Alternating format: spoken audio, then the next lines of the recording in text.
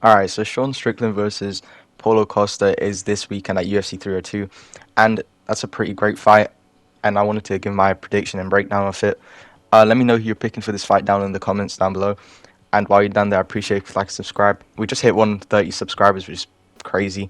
But yeah, anyway, let me get into it. And first thing I just want to mention is look, bro. Here's the thing about Sean Strickland, you guys. All right, this guy is literally the most underrated fighter in the UFC right now, bro. The fact that people like it's like 50-50 for this fight right now. How? This guy is literally in most people's eyes he beat Dricus. He beat Israel Adesanya. Like even though people are gonna say that's like kind of a fluke win, he wasn't supposed to win that. It was an off night for Izzy, but bro, like I feel like the same thing would have happened either way. When you look at what he did, he basically shut down Izzy's game. Like he pushed him against the fence, he pressured him, he checked the leg kicks. Like bro, Izzy couldn't hit him as well. Like his defense is so good, and I'd like people really underrate it. It's actually crazy because he truly is like one of the best middleweights right now, like top three. And Paulo Costa, he's coming off a loss to, a slightly out of prime, a bit washed Robert Whitaker, you know, and people are gonna pick him against pick him, yeah, against Sean Strickland, a prime Sean Strickland, who got arguably got robbed by Dricus, and won against Izzy. Like, bro, that's an insane resume. That's a good resume to have. Like, even though it's just two fights, but like, come on, bro. Like, those are good like wins, I guess, to have. Like, even if Dricus wasn't a robbery, bro, like that was definitely a close fight, bare minimum. So, and Paulo Costa, he lost against Robert Whitaker, and like I said, it's not exactly like this is prime Whitaker anymore. This is kind of like a washed Robert Whitaker, but a bit. But yeah, I'm gonna try and get into. I'm gonna talk about the grappling first because this is like a very small part. They're probably not gonna grapple at all. But Sean Strickland, he's an okay grappler. Even though I don't know how much he's wrestled in the UFC. I don't think it's been a lot, but um, he's still a pretty good grappler though. Like you can see it in his gym videos and his short bedded videos. Like you can see he's an alright grappler. He's not that bad.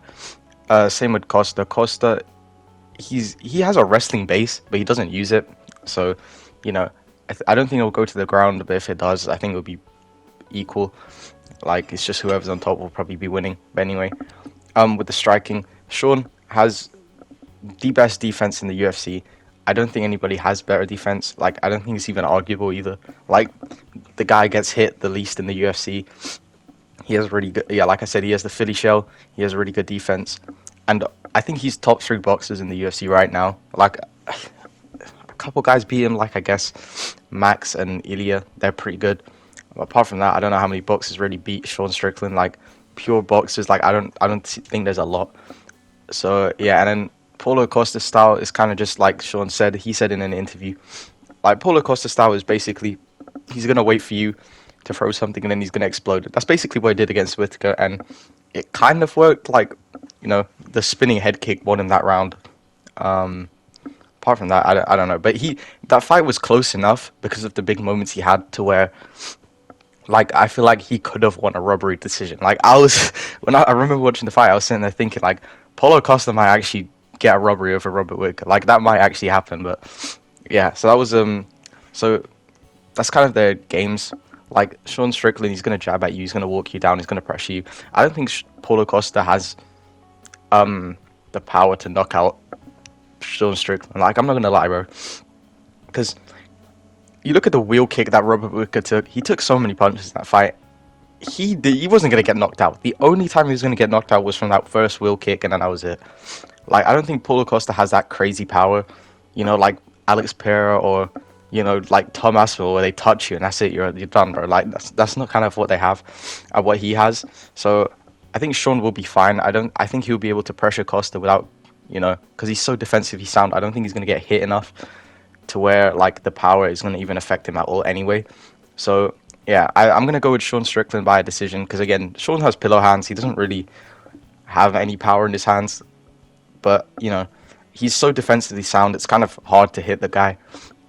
Like even when you see in the Dricus fight, like bro, he didn't really hit Sean clean ever. I feel like from what I remember from the fight, he didn't really hit Sean. Like it was a couple times. It's like maybe like 5 punches around that hit clean on Sean, but it was really just like meaty hooks, like just thrown everywhere. Like Dricus needs to go S tier on the meaty hooks tier list after that. But yeah, like it was just like overhands that hit Sean. And Paulo Costa can do that, but at the same time, Dricus is just better. He's in his prime. He's younger. Paulo Costa, he's not as good anymore. He's coming off a loss. So, yeah, I'm going to go with Sean Strickland by decision. I'm guessing he's just going to jab him. I'm going to go by like 50-45. I think he's going to probably destroy Paulo Costa. But there was a lot of fights announced. And actually, no, let me talk about this first. So, Islam got staff, or they announced, how do I phrase this? Like, he's recovering. Oh, yeah, there we go. He's recovering from staff. So, he has antibiotics. So, therefore, he's going to be a bit fatigued in this fight. I don't think it will affect him that much. Obviously, it affected Benoit. Like, you could see it. Second round, he was gassed already. But I think Islam will be fine. Like, bro, Islam, even with staff, even a bit fatigued, like, Islam is still Islam. I think he'll be able to sub him in round 2 or 3 still. Like, bro, he's trained really hard. Like, I think he'll be able to last longer than Benoit did. But yeah, bro. Seriously, Dustin Poirier is actually bloody Mateus Scammer up maxing, bro. Because how is he 2 back-to-back opponents have what's it called? Staff, bro. That's actually insane.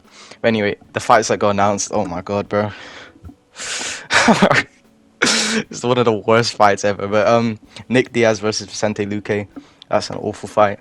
Don't know why they didn't do Nick Diaz versus Tony, but then there was Tony Ferguson versus Michael Chiesa. Yeah, I don't even know, bro. I'm not gonna lie, bro. This is like Vicente Luque. He's dying of brain damage and the CTE.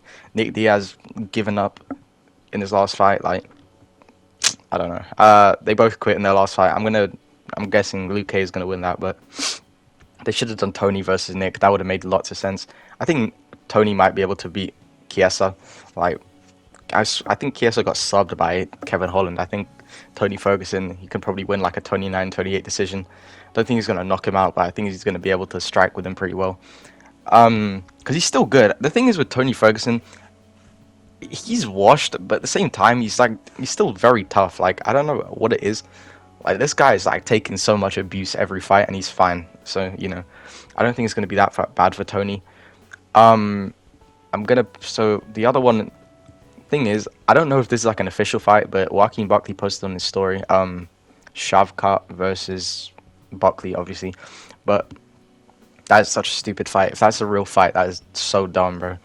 I don't know what is the point of that fight. Like, bro, Buckley is awful, bro. I don't know how he's number 11, but yeah, bro, I don't know. It's just a weird fight to have.